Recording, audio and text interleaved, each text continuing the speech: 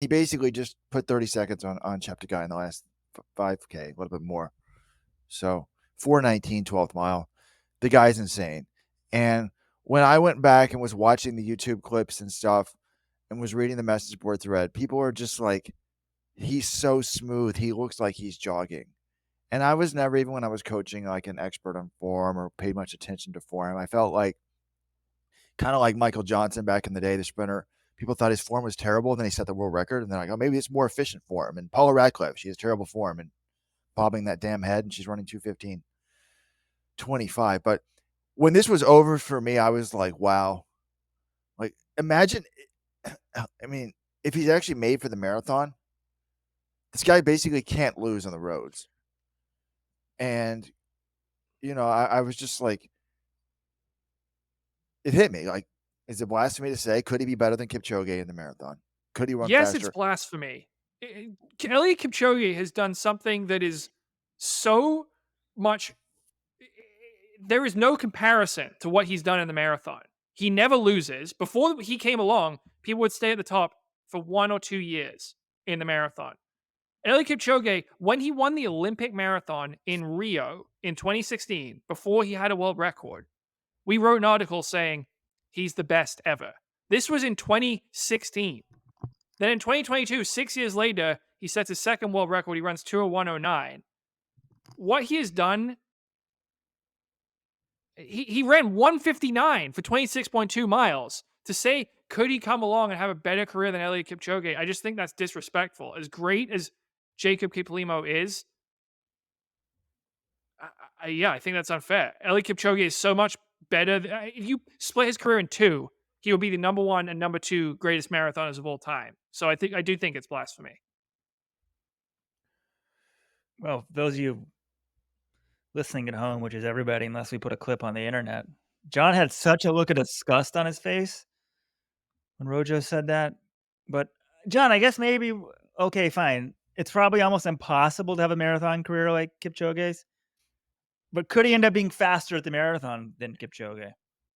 I agree with Thank you. that's possible. I could see that coming, but I don't see him being basically unbeatable in the marathon for 10 years, which is what we've seen Kipchoge. I don't see him being so much better than his peers that Nike has to start creating one-off exhibition races to give him a challenge in the event. I don't think that's how good he's going to be.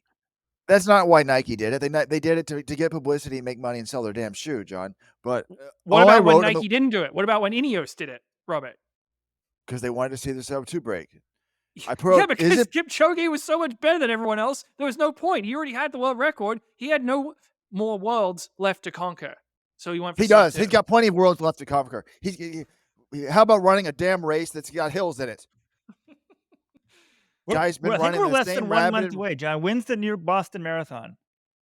April 17th. Well, we're less than 1 month away. Someone plan the Let's Run party. Book a venue for us. Maybe the Let's Run credit card route. Someone in Boston, get something going for us. We're not good with logistics. Someone in the military who used to be in the Someone in military. You guys are Boston. good at this stuff. Plan a Wait, party for so us in Boston. you have to have been in the military in order to plan this party? No. I mean, this doesn't seem too hard beyond our capabilities. But yeah, if someone wants to get something organized, the Let's Run crew will show up to it. Supporters Military club or wedding only. planners. That's all I want applying for this job. If you think you're qualified otherwise, I don't know what else it could be. Feel free to try. It can be now, John, has anyone ever had like a watching party during the race in Boston? It could be maybe Didn't during the race, Tracksmith do maybe a that watch before? party. I'm sure people have done this before. Or, like Saturday night, maybe Sunday night. I'm not sure. Somebody get on it. Thank you. Yeah, it's more fun to drink during the marathon than actually cover it. That's what I did in New York one year. I was coaching at Cornell. All I wrote in the week that was, is it possible that Kiplimo ends up being better than Eliud Kipchoge at the marathon? And better, I mean in an absolute sense. Faster. Could he break the world record? I think he can. I just asked the great John Kellogg, who's on the other side of the office, hey, convert the half marathon world record to the marathon. And he said 2:01:17. Well, last time I checked, that's within shouting distance of 2:01:09. So the similarities are there. Both men won World Junior Cross Country titles. Both went to the track and run incredibly fast. Never won Olympic gold. Once they moved to the roads, they were virtually unbeatable.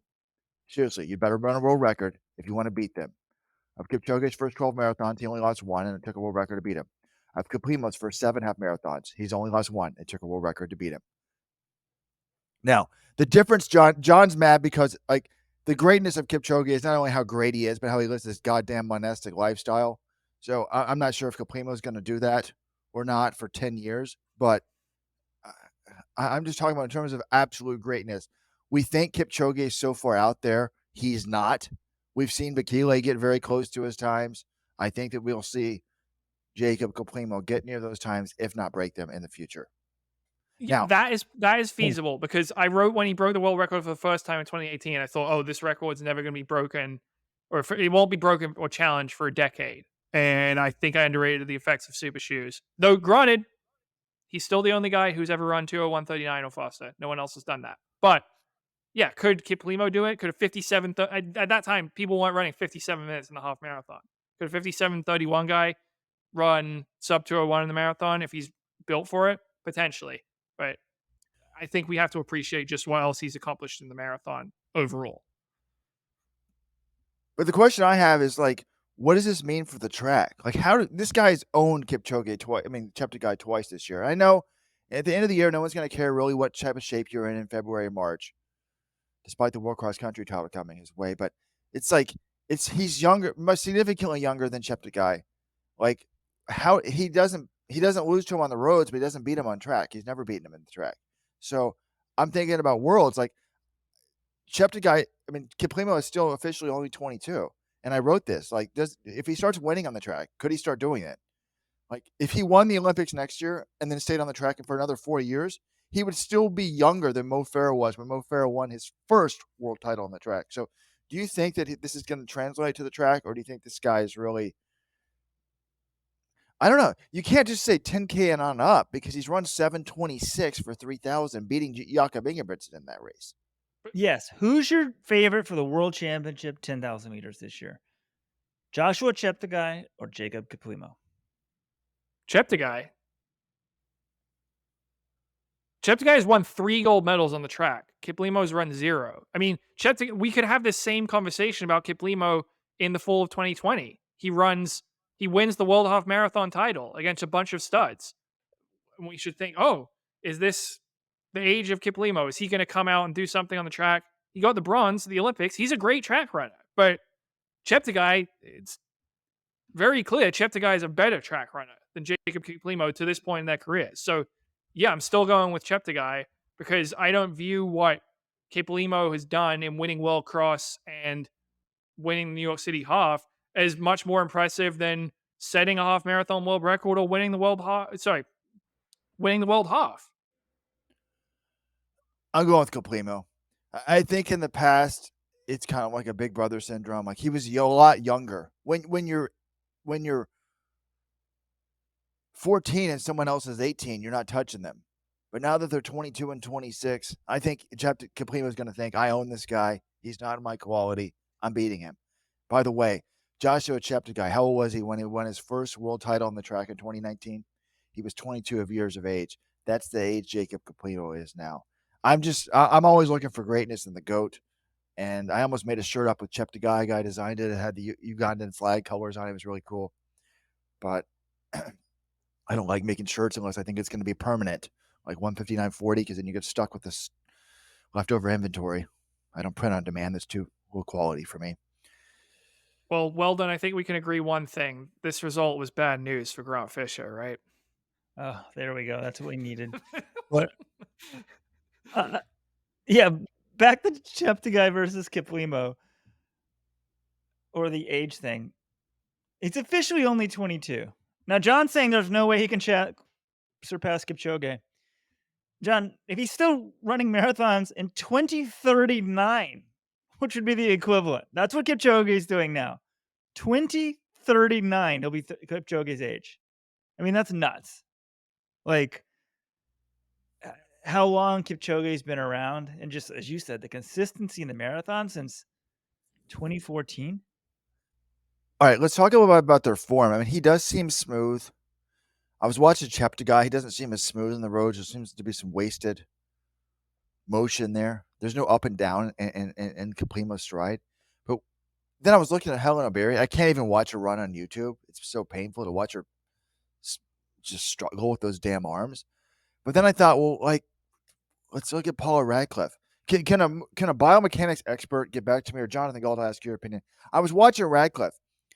I don't think she bobbles as much, or she bobbles her head a lot, but I think her form is pretty efficient. If you look at her like lower body below her shoulders, it's very smooth.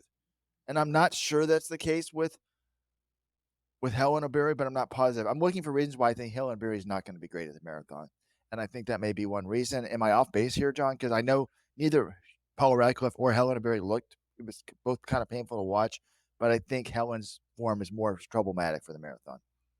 Or I'm It's an wondering if interest that's the case.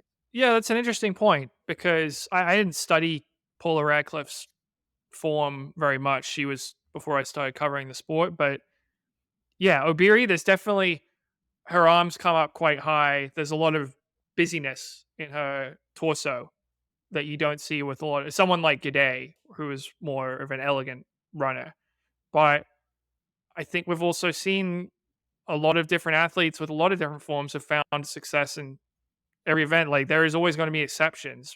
So I don't know. I'm also her debut marathon didn't go very well, but she has all these other accomplishments under her belt. I still think whatever marathon that Hellen Obiri runs this fall, and Weldon, she told Weldon that she will be running a full marathon October or November. I think she's going to do very well as long as she can stay healthy. But I'm not a form expert.